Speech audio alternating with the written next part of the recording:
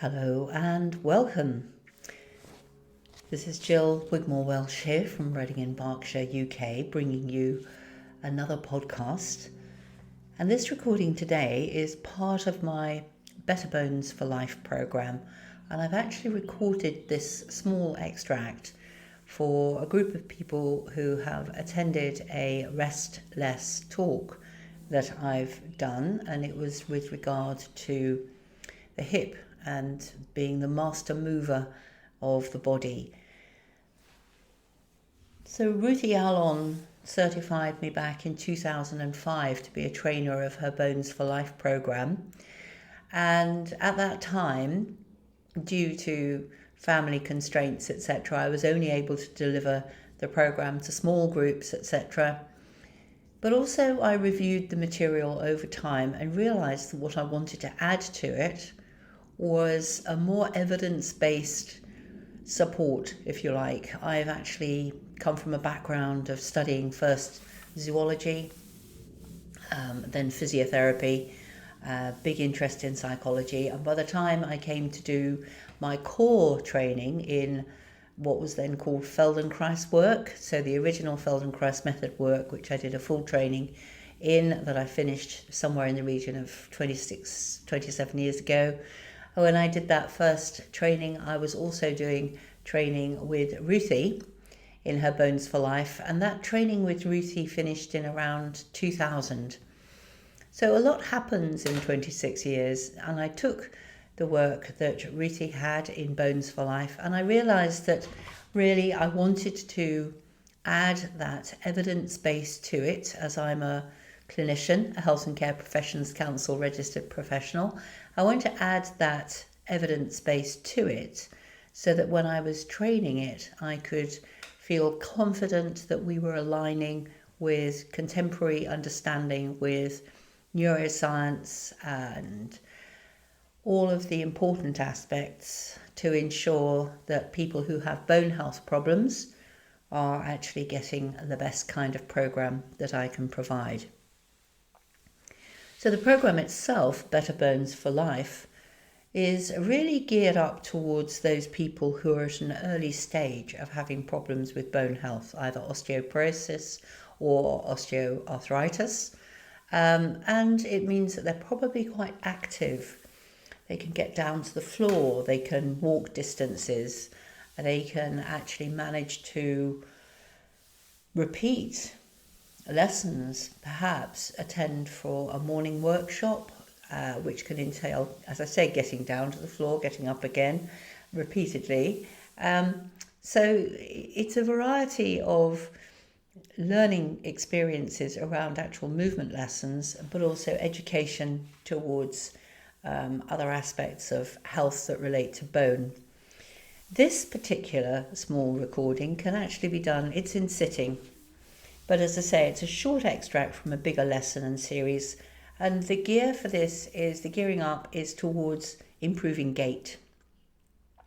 So the hip joint is the master mover of upright human life and our ability to walk on two legs, supporting body weight and providing stability, enabling a wide range of motion. Essential, in fact, our hips are essential for all upright human movement. And of course we have our gluteal muscles that are specifically developed to be able to give us that strength and stability.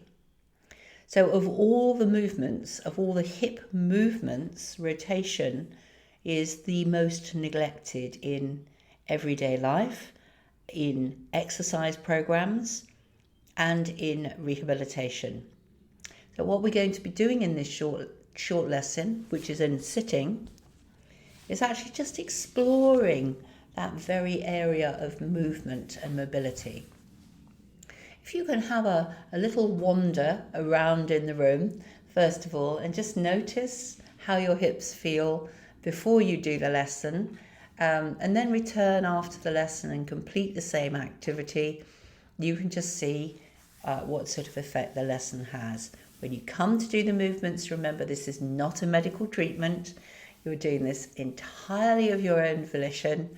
You don't need to push, you don't need to stretch, you don't need to strain, Don't do anything that causes you any discomfort. If you feel that you want to do the lesson in your imagination, if you feel that you just want to think about the activity and movement, that's fine. We know that with neuroscience, if we measure brain activity, if you're imagining yourself doing the movement, you're actually firing off those little, whether you want to call them neurotags or patterns or pathways, that would be the same as if you were actually doing the movement.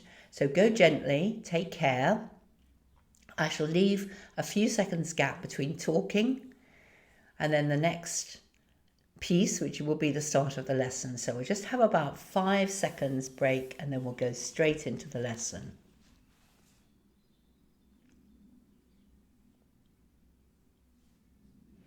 All right, so this lesson is about rotation, and I want you to begin sitting on a firm chair, a kitchen chair or a bench, a suitable one where you can configure yourself so that you're sitting away from the back support, away from the backrest, with your hips and knees at about 90 degrees.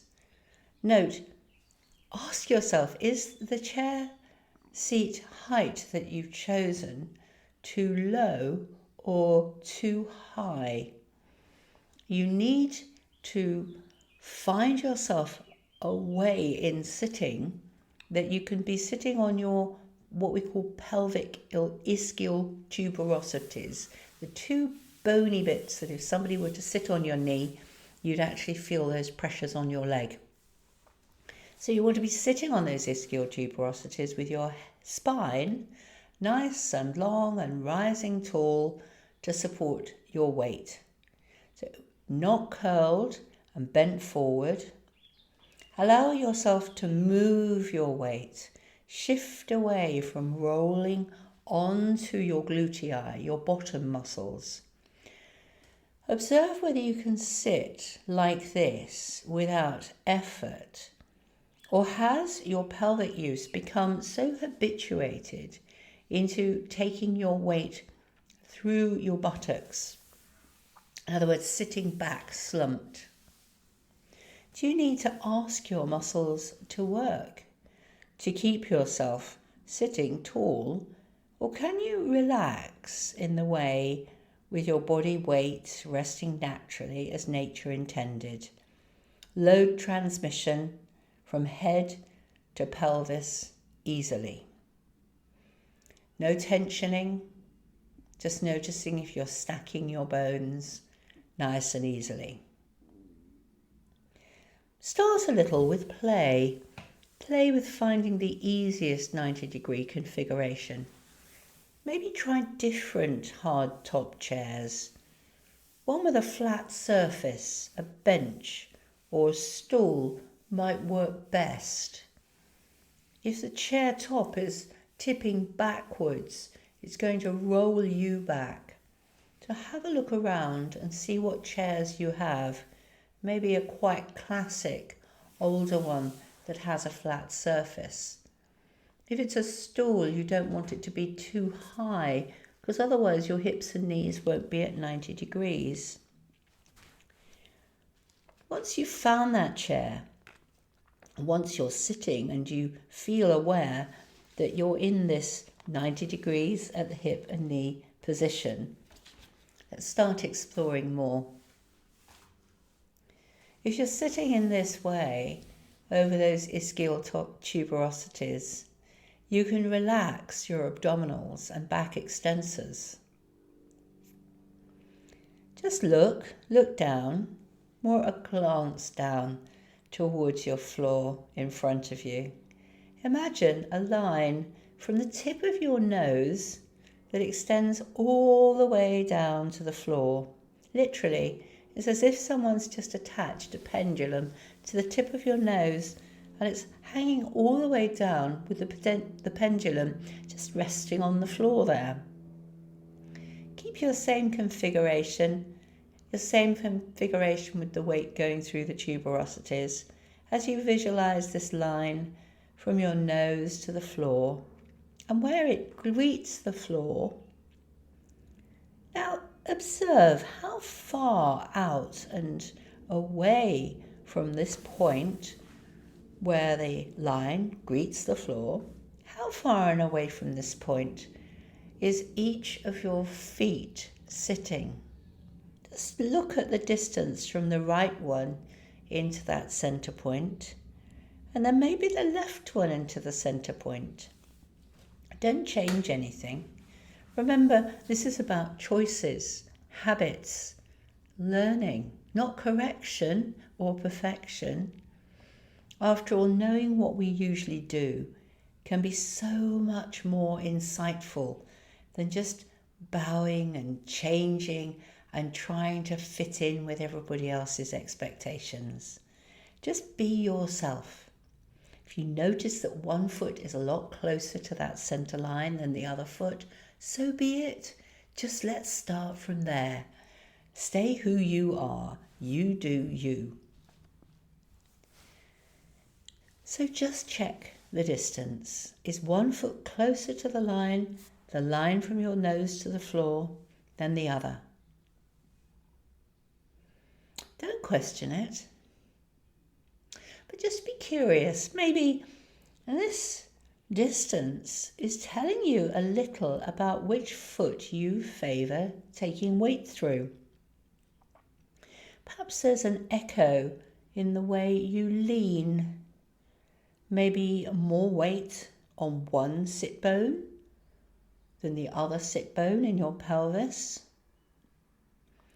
Just check which side you lean towards more easily. Allow your weight just slightly, fractionally shift from side to side, as if you're just moving those shoulders a little to one side and then the other.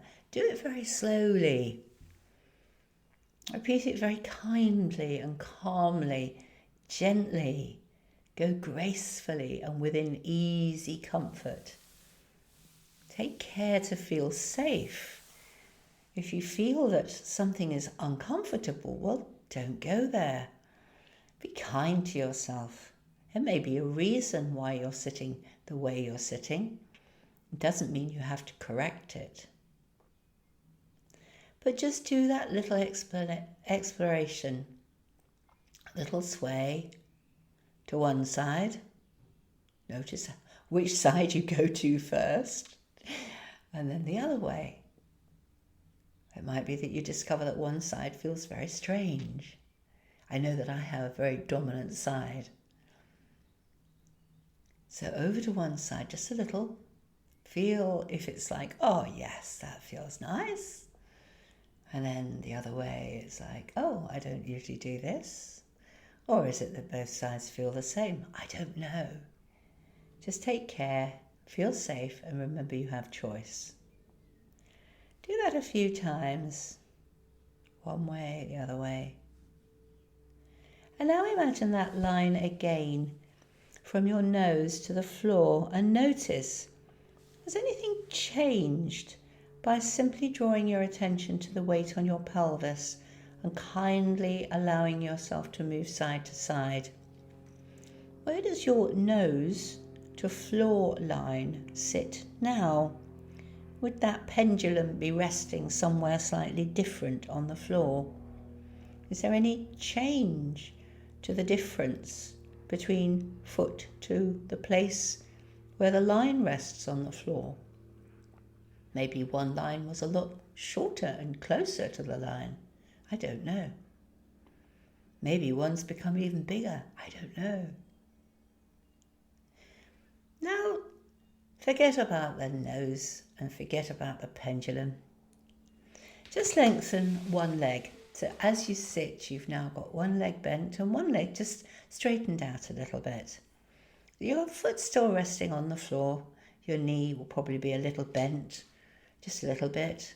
And gently begin rolling your hip in and out. As you roll your hip in and out, your foot is going to roll on your heel with first the outer border of the foot and then the inner border coming closer to the floor. Go easier and easier. You might find you go a bit too fast. Slow down. Sometimes it's easy to be mindful, especially if you have discomfort in a hip. Just go very small. If you've got an uncomfortable hip, just a micro movement, just a little tiny bit. Or maybe you don't move the uncomfortable one at all. Just do the other leg. So allowing your foot to roll in and roll out. So first the outer border of the foot, and then the inner border comes closer to the floor. Go easier and easier. Perhaps place your hand in your hip joint area, at the front of your hip, into the groin area, and just feel the top bone, the femur, just rolling in and rolling out a little bit. Repeat it 2 or 3 or 4 times, as many times as you want to, but without any pressure. And now leave that leg. Bring that leg back up into that bent, supported position that you had before, hips and knees at 90 degrees. And come and do the same thing on the other leg. So this time the first leg is bent and the second leg is straightened out a little bit. Just rolling the whole leg in, rolling out, rolling on the heel. Small, slow, no strain, no pressure, just within your ability, keep safe. If you feel even moving the hip is too much, just close your eyes and imagine doing it. Or if that's too much, close your eyes and imagine you're watching somebody doing it. So you're not doing it, but you're just watching somebody else doing that rolling in and rolling out. And then have a rest. Bring that leg back up. And then think on that first leg again. Come back. Straighten out that first leg. Come back to that same movement. Notice the rolling movement. And think of an arc. Part of a circle. Maybe like an old-fashioned clock face. If you imagine this movement, how far around that clock face does your first leg roll in and then out without effort? You can almost imagine that you're measuring that distance somehow. Repeat this 5 or maybe 6 times, just gently doing it. And then leave it and come back in. Bend that right leg and straighten out the other leg. I say right, you might not have started with your right. The first leg, I should say. Straighten out the second leg and return to compare the movement on the second leg. Again, thinking of that arc. And as you're rolling the foot in and rolling the foot out, you might notice that this one likes to roll in or out a bit more than the other one. Maybe one likes to roll in more and the other one likes to roll out more. That's okay, it's perfectly natural. And then come back into sitting with both legs, hips and knees at 90 degrees. And look down and imagine that pendulum again hanging from your nose to the floor. The contact that it's making. How is the position of your feet now in relation to that center line? How is the weight through your pelvis? Just feel how it feels to sit now. And just feel how it feels just to move your hips in and out just a little bit. Just moving your knees in and out, just a tiny bit, maybe a couple of centimeters or something, not very much at all. And then come up into standing in your own time. Take your time. Walk a few steps. Notice the freedom of movement in your hips after doing this activity. And I'd love to hear how you get on can always send me a message. Remember, I'm here in Reading in Berkshire. I call the movement work that I do body sensing and movement awareness. And as I say, it has a sound neuroscience base to it.